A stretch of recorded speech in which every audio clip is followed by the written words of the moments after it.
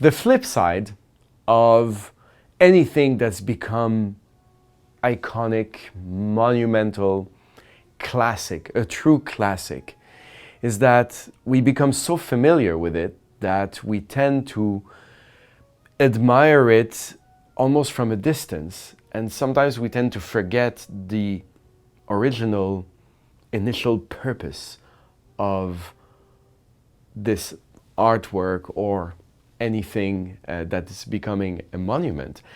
In the case of Beethoven, the biggest mistake we can make as a conductor, as a musician, an interpreter, or a singer, is to try and respect it so much that it sounds all pristine and beautiful and perfect and not disturbing. Beethoven did all his symphonies to push the envelope, to break the mold, to revolutionize music. And this is why he was not only the sum of all the music before him, but is and will probably always remain the most influential figure of music in history.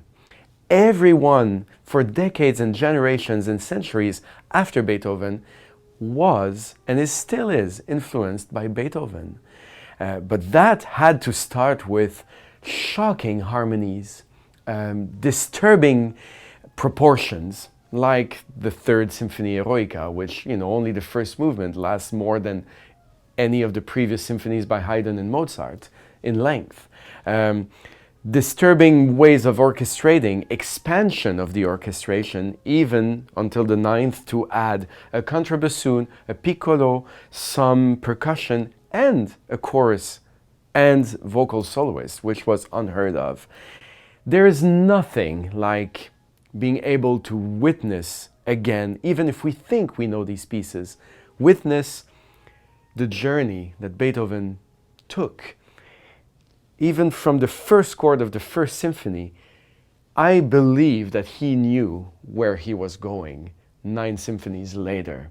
And this is why in our cycle we decided to have as a key word underlying in the programming of each program the clashes, the contrasts, where it broke in history.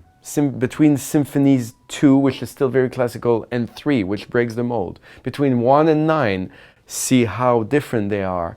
Between 5 and 6, one being extremely dark and the other being completely ethereal. So I believe that this, especially as played with the Philadelphia Orchestra, is going to be a great, unique, I have to say, opportunity to hopefully rediscover the Beethoven that really surprised the world and is still surprising us.